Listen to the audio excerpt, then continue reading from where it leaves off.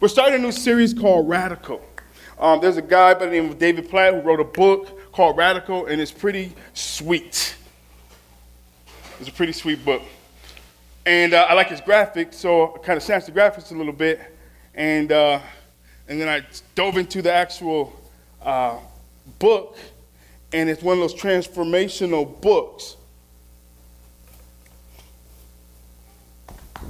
But I started to think about a term that we just throw around. It's in all kinds of books now. Everybody's the new sexy term, you know what I'm saying? Be a fully devoted follower of Jesus Christ. And like we almost said, be a fully devoted follower of Jesus Christ. Be a fully devoted follower of Jesus Christ. It's almost like it just flows out, and it's something that we say, but I am convinced at some level that we have no clue what that means. What does that mean practically lived out? What does it mean to be a fully devoted follower of Jesus Christ?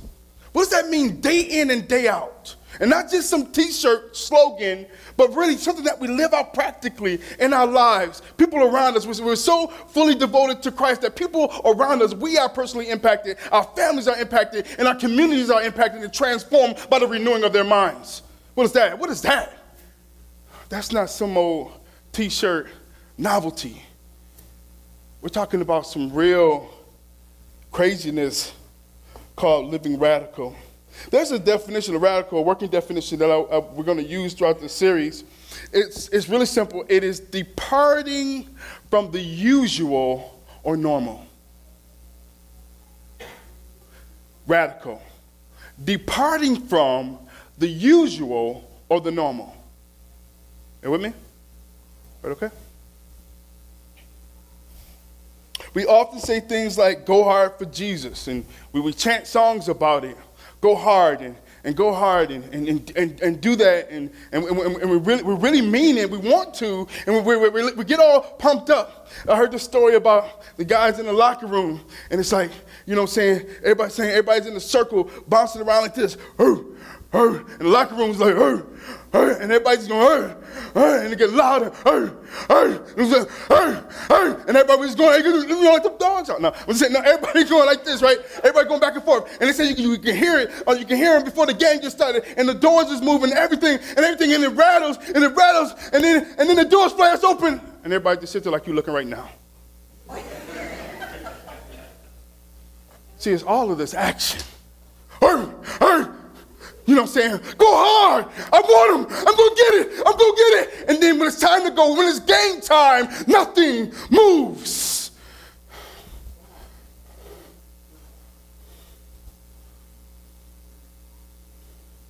It's borderline sickening. All right, I feel like one coming on. Everybody give me a hug. Come on. Come on. I need this in my life. Come on. Biggie. You know what I'm saying? No, like this. Right there. Oh, thank you. I appreciate that. I need that nice hug there. I think we mean well. I think we really want to go hard. I think we really desire that. I think that's something back here that hasn't moved to our frontal lobe, so we haven't had the opportunity to process it, to get to a place where it really makes sense and that we actually live this thing out. It hasn't moved there yet. And it's like it's all of this theory. But today, starting today, we're going to land, and it's going to get really uncomfortable in here. This is almost going to sound wrong, what I'm about to tell you. It's going to sound like, no, this cannot be what the Bible is saying. I'm going to challenge you to exegete the scripture for yourself. Go word for word, line for line. Get a pen out, get a Bible out, or I will lose you, no doubt. I'm sorry, I told you, I just took like 19 vitamins today. Y'all have no idea. Oh, I'm excited. Living radical is a choice. I know we're in West Michigan, so that creates a problem somewhat. But living radical is a choice. What happens is we're born in the image of God, in his likeness. You know what I'm saying?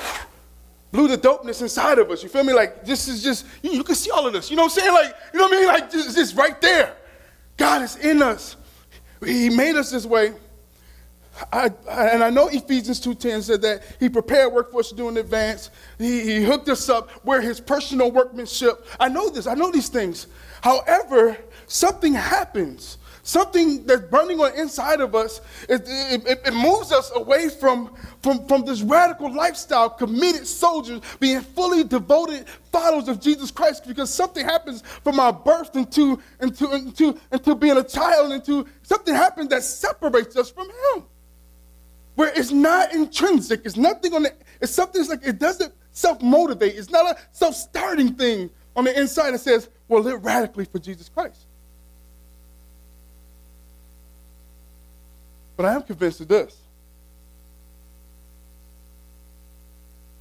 that we're going to live radically for something.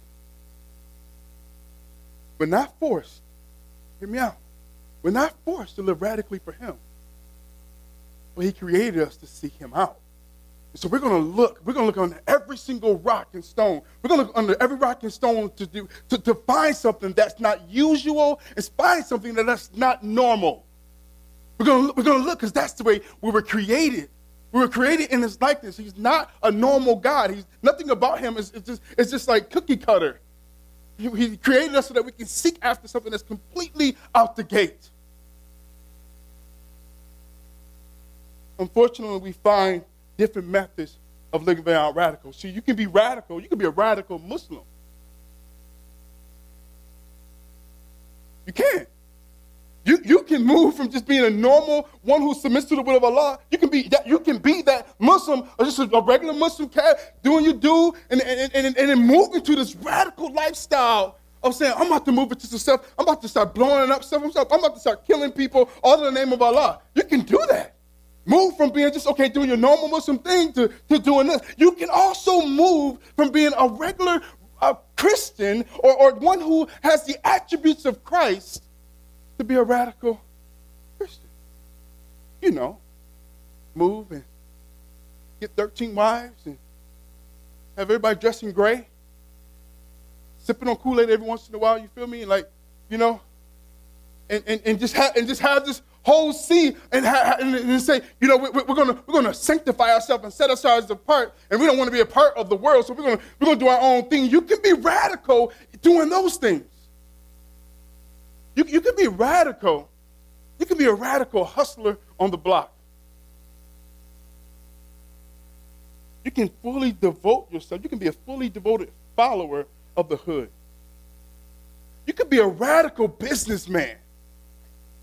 Where that is where your total attention, devotion to, it's like total submitting to and full desire. It's like, I love it. I got to go get it. I'm going after it. I want more. I want more. I want more. I got to have more. I want more of that. And that's what we desire, and we shoot after it. You can be a radical business person. You know my story. I became a radical gang member. I believe there's a difference between gang members and radical gang members. Well, I know it is. I'll tell you what's the difference. Our Latino brothers will say, they call them cholos. You know, these cats that are, these gangbangers that are these little hustlers, the street corner cats, you feel me?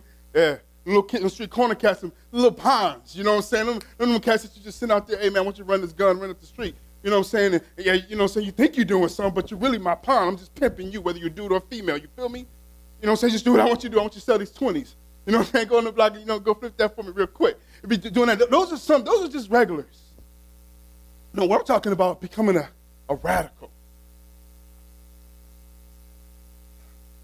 I got involved with the Vice Lords, and I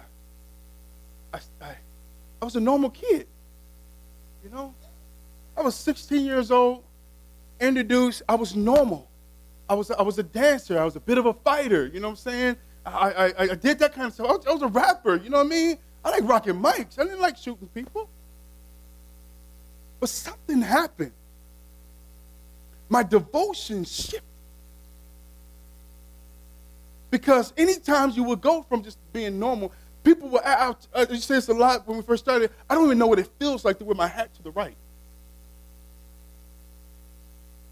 We would sit there in circles, and we would pass the brew. Because the vice was bringing it to the left, we refused to pass it to the right. So if you were sitting right here next to me, it'll go around the whole circle to get to you. If we were going to drink Miller Jr. and Drab because it had MGD on it, we would scratch it out. I wouldn't even wear blue. It got to a point, see, most people don't notice this, but, sorry, Donnie. Come to me. My brother, expose yourself. This side right here. Yeah, that side right there. Right. Yeah, that one. That is a 6-point star, right? He used to be against disciple. I used to be a vice lord, right? His force and all that. What I want to pay attention to is the 6-point star. There we go. You see that? It's right there. I want to pay attention to the 6-point star. I want to show you how it's different than even what the cholos, you know what I'm saying? Like the little, you know what I'm saying, little guys. What we would do with some of us higher rank cats is that we would debate. See, you represent the 6-point star, the Star of David, then I represent Islam, you know, arm, leg, arm, head. The 5-point star, you feel me? It was a religious war. Yeah, it was like, how could you possibly be a Jew? That was my discussion with the leaders. You're not getting it. See, what happens is that the way that you change the mindset of a person is that I believe this becomes my way of life. It's not just something that, you know, say I'm just doing and throwing up these signs. No. This is my religion. This is my God. This is who I worship. We sat there and we say, Allah, Father, universe, Father, love you, peace, freedom, and justice. Allah is my guide and protector through night and by day. There's a holy prophet, Noble Jew Ali. Bismillah, Abdullah, Hameen. That's what we did. It was more than just these little guys. If anyone comes to me and does not hate his father, his mother, his wife, and his children, and brothers and sisters, and everybody, even himself, he cannot be my disciple. Why don't we wrestle this with this one? That the love that we have for Christ, the radical love that we have for him, the radical commitment that we have for him, the radical commitment that we have for the Lord Jesus Christ, in comparison, the rest of those need to look like hate.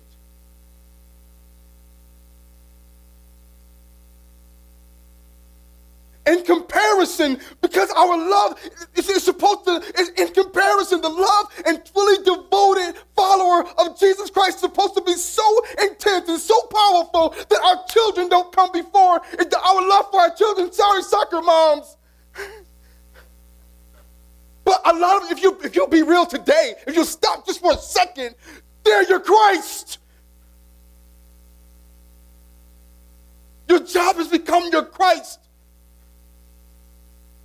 Your next high has become your Christ. The next groovy church has become your Christ. Because in comparison, because when we look at who being fully devoted followers of Christ, what are you fully devoted to? Look at your devotion. Look at your time, your treasure, and your calendar, and it'll tell us everything. The cross that we're talking about today is not this little trinket that we wear. I think we get it wrong. We miss the severity of the cross. Let me take you to a time where people, when the Jewish people saw this cross, when they see this cross, they see it as a major way of execution, yes, but then, they would set the bodies there and let them just sit there for public display of disgrace. A punishment, this wasn't a pretty thing. This wasn't like, okay, let's pass the necklaces around. If anybody were to follow me, wear my necklace. If anybody were to, wearing a necklace is equivalent to, if anybody were to follow me, just say that I'm a Christian.